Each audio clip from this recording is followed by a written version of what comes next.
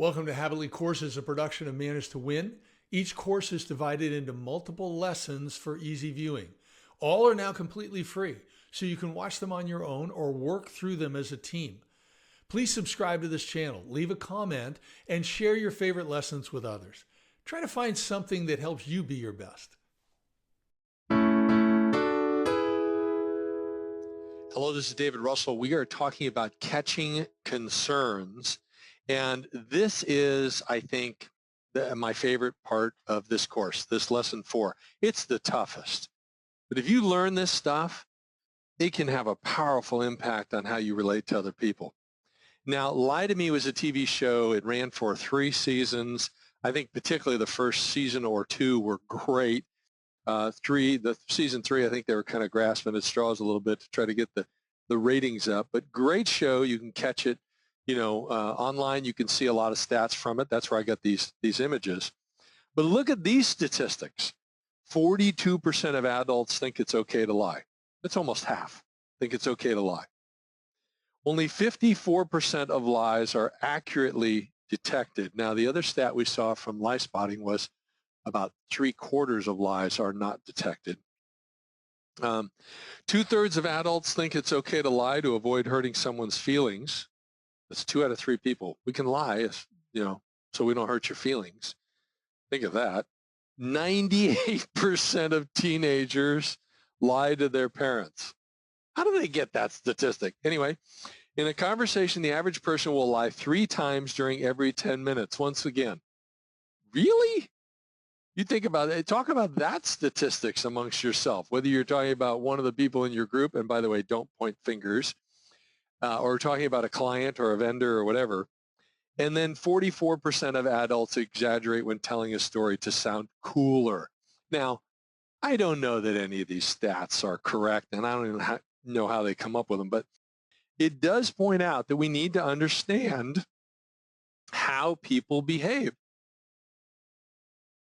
So in the previous lesson, we looked at verbal cues. I'm going to look at body language first, and then I'm going to come back to the lie to me stuff and look at microfacial expressions. So there are 3 possible responses when people get concerned. Let me talk about the first one, freeze. All right, so the objective here is avoid detection, assess what's going on, choose action. You freeze. You stop doing anything. You attempt to become invisible to others. You stop, maybe change direction, might hold their breath or shallow breathing. If seated, they may block their feet behind their chair legs. Watch for that. Remember, we're looking for things to watch for that indicate concern. Yeah, people just freeze. Think about when someone passed you and you said, "Hey, did you hear about such and such?" You told them some bad news, and they froze, particularly if it involved them, and then turned around and engaged in conversation. Second possible response is flight. This is where you want to block the danger from you, you want to distance yourself, or you just want to escape. So you might move or turn away. Maybe some blocking behavior. You're going to close your eyes or put your hand over your face. These are things we want to watch for. Are we discussing things and they're closing their eyes? They're putting their hands over their face? That's not a good thing. They're looking away. They're leaning away. They're stepping away. These are potentially things we need to worry about. Notice these 3 things. I was inspired by Joe Navarro's book, What Everybody is Saying. I'll show you a picture of that in a moment. Real easy to read. The guy did a nice job. It was one of several books I read on the subject. He's not the only one that says this stuff, but I think he said it the most concisely, so I'm giving him credit. And then the last is fight. Okay, so if I can't freeze and I can't take flight, I don't have any choice, but I got to fight. And I'm doing it to survive. It's my only option left. So that might be an argument. It might be verbal aggression or attack. It might be physical violence, or it might be flaming emails, okay, or written attacks. Could be any of these things. Now, think about you got somebody in front of you. You're going through some information. It's a little difficult for them. Try to notice these behaviors that indicate concern. They're trying to calm themselves. They're exhaling after a deep breath. So they're going, or they're playing with their hair. I've known a couple women in my life where they'll twirl their hair when they're under stress, or an object, okay? And remember, we're looking for things to cluster that are outside their normal behavior, okay? I will play with a pen in my hands or a clothespin. A lot of times I'll play with that. I open and close it, but I do that all the time. So is this a different behavior? Remember, we're talking, we need to be aware of their baseline. Do they touch their forehead? Are they rubbing their neck? Are they rubbing their face? Are they chewing gum? Maybe chewing gum more rapidly. If they're smoking, are they smoking more rapidly? Are they eating more rapidly? Are they rocking back and forth to try to feel calmer? Look for these things. Now, let me walk through different parts of the body and things you can watch for. Remember, I want you to bring in real life scenarios. Talk about these things. Where had there been instances where someone had concerns or even got angry and you could see these things coming, and if you'd spotted it earlier, maybe you could have behaved differently and it wouldn't have been so bad. First part of the body we're going to look at is the torso. How does the torso communicate when there's concern? Well, if there's anger, there's a puffed up chest. Now, when you're comfortable, when you're in agreement, you're going to lean in. See the difference there? When you disagree, dislike, you're going to lean away. You're going to lean out. So you're disagreeing or you have concerns, you're leaning away. You agree, you're leaning in. If there's disrespect or indifference, you're splaying. S-P-L-A-Y-I-N-G. You know what that is? Kind of sprawled out. Legs are out. Arms are out. You know, it's kind of almost like a spread eagle type of thing. Discomfort. All of a sudden you cross your arms. There's like a torso shield. And a shoulder shrug means lack of commitment, knowledge or insecurity, maybe doubt. You know, you watch for that. It can happen just in a second. But if you can catch that, it'll indicate, okay, there's a concern here. There's a problem. I need to be aware of it. You can stop the video and talk about these if you want to. I'm going to move on. Second body part, let's talk about arms. So when you're in agreement, open palms. Open palms usually mean agreement. When you're confident or confrontational, the arms are akimbo. They're on your hips. You'll see a lot of people do that. Watch police officers will do that. Disagreement, crossed arms. Dominance, laced, you interlace your hands, interlace your fingers, you know, behind your head. You'll watch it. Sometimes you'll see a boss or someone that's very confident do that. If you're fear or you're upset, you're going to withdraw your hands or freeze your hands. Stay away. You want somebody to stay away. The arms are behind the back. Don't touch me. Right? Okay. And territorial, then you're going to be akimbo. Legs are going to be spread, or the arms, excuse me, are also going to be akimbo. So they're going to be on your hips. When you do that, you typically are going to have your legs spread too. I was thinking of police officers.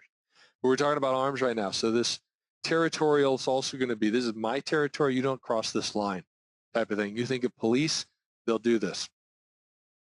Leg communications. If the person is comfortable, the legs are crossed. They don't have to run. Remember, there's no flight. Confrontational, the legs are going to be spread apart, kind of laying out some territory, okay, or planning to leave. When you depart, there can be a knee clasp, a sprinter start, a small step away. So if they're concerned, they may step away from you. Watch for that.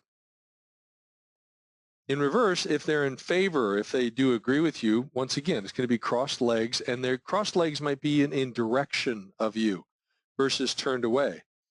And walking style, okay, so if you're walking with the person and you're talking with them, notice if they change speed or there's a change in the way that they're walking that indicates some type of concern. This is the legs. So we talked about torso, arms, legs. Now, what about the feet? It's amazing. The feet actually give away the most, according to some of these people that study this stuff. If they dislike, disagree, or want to depart, their feet turn away from you. If there's an emotional change, if the feet are moving, they stop. When people are in a good mood, usually their feet go, their toes go up. Isn't that interesting? When they're happy, the feet might wiggle or bounce with joy. One of the books gave an example of a poker player who was playing, and they got a fantastic hand. I think it was a flush or something. And above the table, they were stoic.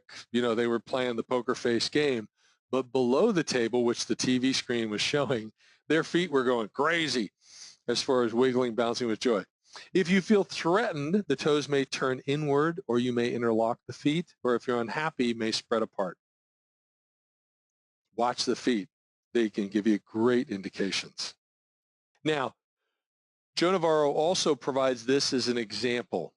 So when you meet someone new, we talk a lot about how to behave here in Charm School and improving your soft skills. And this is something actually my father taught me, and he was phenomenal at it. But lean in, hearty handshake, eye contact, then step back. And what you're doing is say, hey, how are you?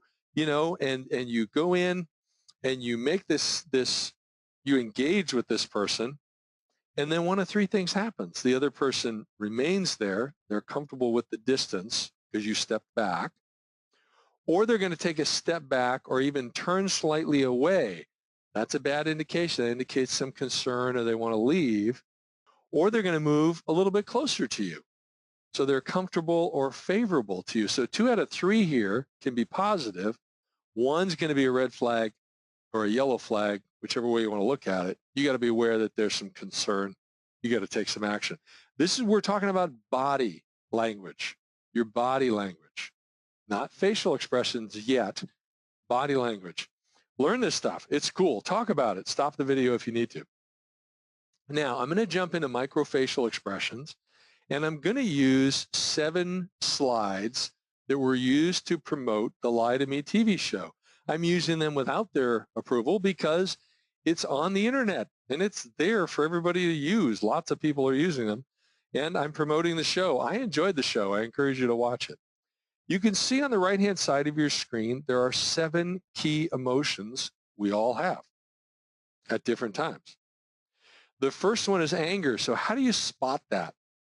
You can see the eyebrows go down. They come together a little bit. The eyes glare and the lips narrow. You want to watch for that. Oftentimes only happens for a moment because they want to hide it. So you got to pick up on it. And remember, you're looking for clusters. What about contempt? You can see how it's kind of a smirk. The lip corner, there's one corner in the lip, tightens and raises just on one side. Kind of like, oh yeah, sure. Third thing, disgust. Ugh. Think about that. Your nose crinkles, your eyes might crinkle a little bit, the upper lip gets raised. Ugh. Keep in mind, these are called microfacial expressions. Usually people don't do this pose and hold it. You got to catch it pretty quickly. This is disgust, which would also indicate some potential concerns, right? Fear. The eyebrows raise and they can pull together. Raised upper eyelids, so you're seeing more of the eyeballs, okay? Tensed lower eyelids, okay? And the lips can slightly stretch out horizontally back to the ears, but the widening of the eye, oh boy, you got to be kidding me. Think about that. And somebody says, oh wow, their eyes bug out, but it's only for a moment. They don't hold that for 5 seconds so you can grasp it. What about the opposite, happiness? When somebody is sincerely smiling, there's crow's feet usually on the sides of the eyes. The cheeks get pushed up, and there's movement from a muscle that kind of orbits the eyes. So you see it there. You see it where the crow's feet, the pushed up cheeks, there's really a real smile versus a fake one. What about sadness? Drooping eyelids, drooping upper eyelids. You can see the eye kind of loses focus. They're gone from the conversation for a moment. They're sad. They're thinking somewhere else. There's a slight pulling down of the lip corners, so it's almost into a frown. Okay? And number 7, last but not least, surprise. The eyebrows raise, the eyes widen, the mouth opens. Oh, wow. Lasts only for 1 second, right? You got to try to catch it. So you want to try to catch these different things. Now, many of these can be an indication of concern. Microfacial expressions. Could you have caught these? Think about these as you're working with people. Lesson 4. I love this lesson. Forgive me if it's just my bias and you didn't enjoy it as much as I did, but have some fun with this. Talk about situations that have happened in your workplace where this might have helped you catch a concern and resolve it before it escalated and became a real problem. Answer these 5 questions here. Study well. This part of this exam's a toughie. Okay, study well for it. Pass the exam with 80%. This is the conclusion of lesson 4. Thank you very much. Bye for now.